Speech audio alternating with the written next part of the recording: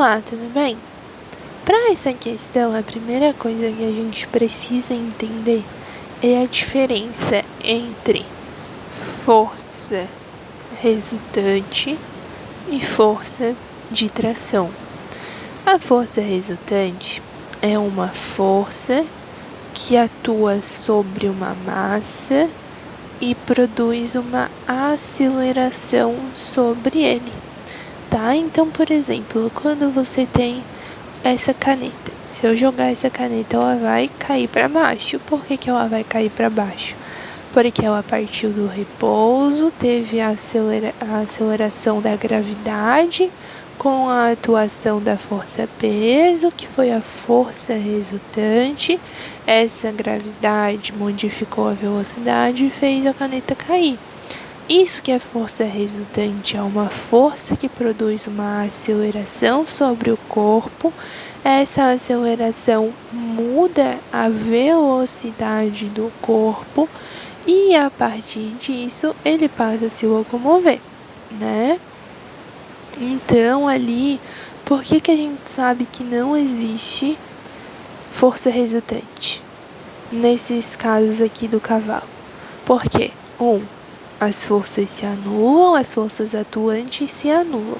Isso é uma verdade, tá? As forças resultantes, as forças atuantes se anulam, gerando uma resultante nula, tá?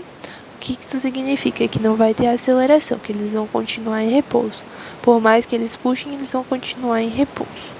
O que significa uma força de tração, uma força de tensão, como você quiser chamar? Uma corda, ela é feita de várias fibras, digamos assim. São vários fiozinhos que se juntam formando a corda.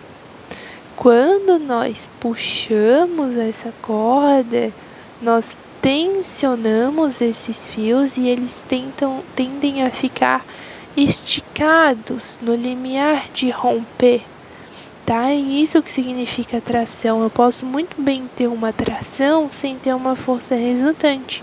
Por exemplo, se eu penduro um bloquinho, né, por uma corda ao teto e ele fica lá, uma lâmpada pendurada no teto por uma corda, vai continuar em repouso, que significa que tem uma força resultante nula, mas vai ter força de tração na corda, porque a corda está sendo tensionada para conseguir segurar essa lâmpada. Então, força de tensão não tem a ver com força resultante. É bem importante entender essa diferença, tá bem? Vamos entender melhor através aqui desse fiozinho de fone de ouvido mesmo. Quando essa corda não está tensionada, eu só estou segurando ela dos meus dois lados, ela não está tensionada. Se a gente fizesse assim, olha, veja como ela se comporta, ela é bem molinha, tá? E se eu aplico uma força aqui, olha só como é que ela se aplica. Isso que indica a tensão, veja que ela está mais tensionada. Veja aqui, existe uma força aqui para os lados. Você pode fazer esse experimento em casa, Se eu pego as minhas duas mãos, atuando como meus dois cavalos, e puxo, puxo. Veja que eu estou aplicando força na minha mão, né? Assim é em repouso, em equilíbrio. E assim eu puxo. Eu estou puxando para os dois lados. Veja como ela não tem força resultante, porque se ela tivesse força resultante, ela estaria acelerando por uns dois lados, para cá ou para cá. Mas ela tem força de tração, olha só como é que ela fica super tensionada. Uma corda tensionada, ela é difícil de mover, porque ela tem muita força entre as fibras dela. Ao contrário de uma corda normal, que é super tranquila. Então, tensiona. Se a força de tensão fosse nula, ela deveria estar se comportando igual assim. Mas veja como ela se comporta diferente, por causa da tensão. Então, aqui no caso, o cavalo faz uma força puxando a corda aqui para a direita de 100 newtons e em reação a corda puxa para a esquerda, o cavalo com 100 newtons.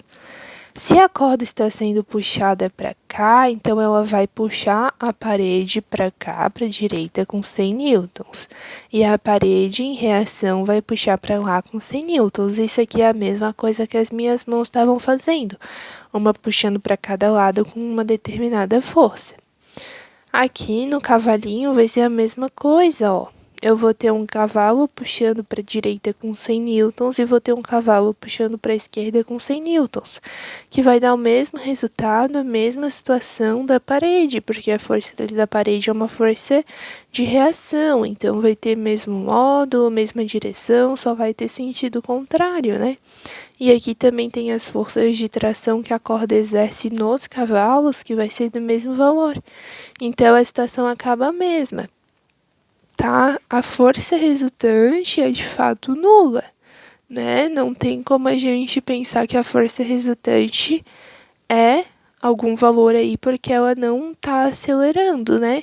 A corda não arrebenta, pois a resultante das forças exercidas pelos cavalos sobre ela é nula.